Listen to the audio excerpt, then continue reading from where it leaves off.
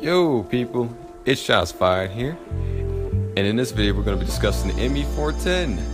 Now the ME410 is kind of mixed, well, very mixed, and I feel a little bit different about it, especially with the strategy I'm going to show you in the video that will help you. And this also requires a teammate, but stick around, I got you, and I'll cover everything that you need to know about this plane and whether you should or should not buy it. Alright, I'm gonna get the easy things out the way, so I'm gonna talk about the Crosshair. So the Crosshair is pretty simple, straightforward. You got nose guns, so it ain't that hard.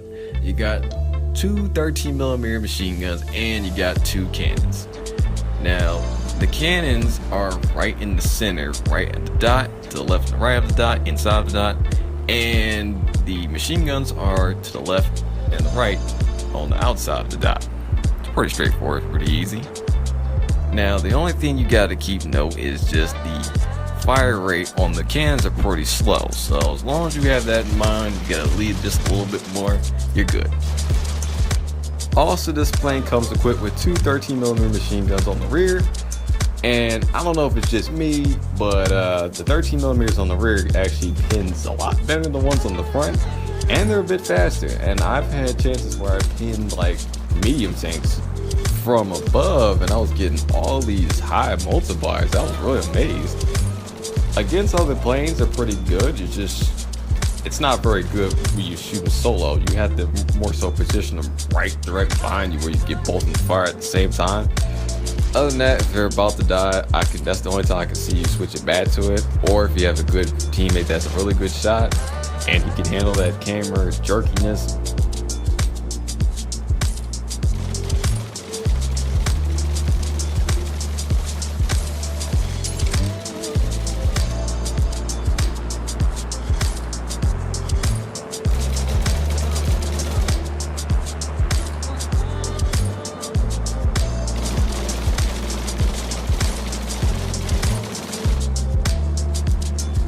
As you can see, in first person, you do not have some sort of plane to look at.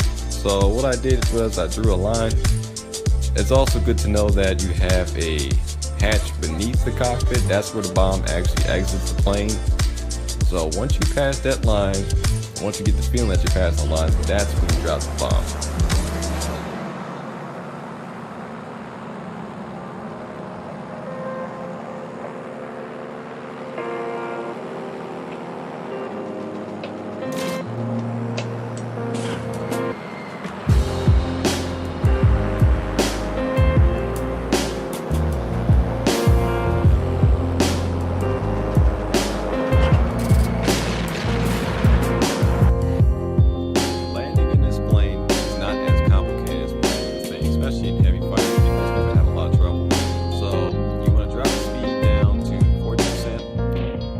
At 40%, you want to be close to the ground, obviously. Then you want to drop the speed down to 0, and as soon as you hear the landing gears come out, then you want to quickly put the speed back up to 40%. And when they're fully out, then all you gotta do is drop the speed down to 0, lay on the ground, and boom, there you go.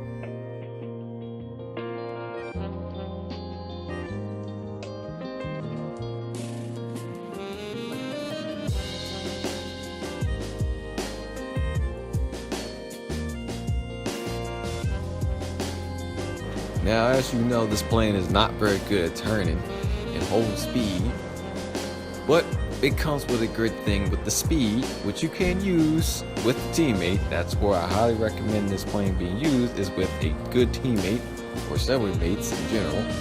But what I'm going to show you real fast and tell you is that there is a tactic out there that actually works for this plane. And if you don't follow up to it, you might not like the plane, especially if you're a solo tech player. So what this requires you to do is have at least one teammate, and he has to be a good shot. You can use TeamSpeak or just use squad chat and call out the people who's behind you, It's all required right there, and there you go. Now let's just say you are the person that is playing bait. Let's say that you're going against a group of P-38s, like 4-2, and you see 3 P-38s.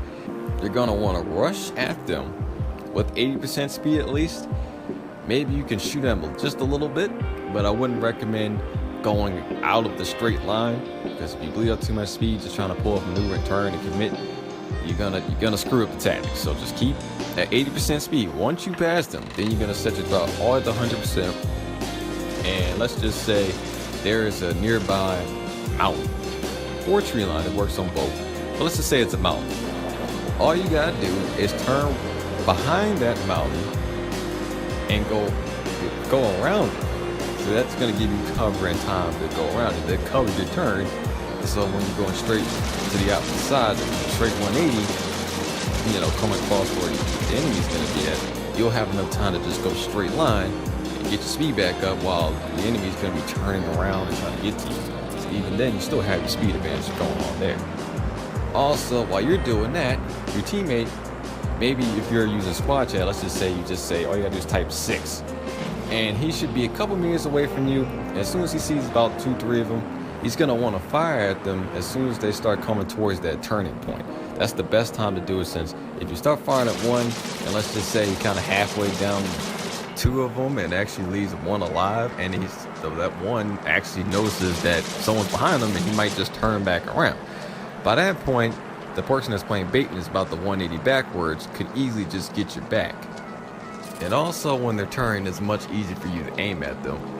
Now, this is a very good strategy here, but if someone dives on you, you just gotta be aware if one dives on you, the speed advantage doesn't really mean much. But if you kind of encourage them to stay in this realm, you can own the sky like it's nothing, especially if you got more than 2. It's pretty much a done deal. And also, I'd like to thank Kamikaze and Rendezvous for helping you to get this footage. Thank you guys in advance.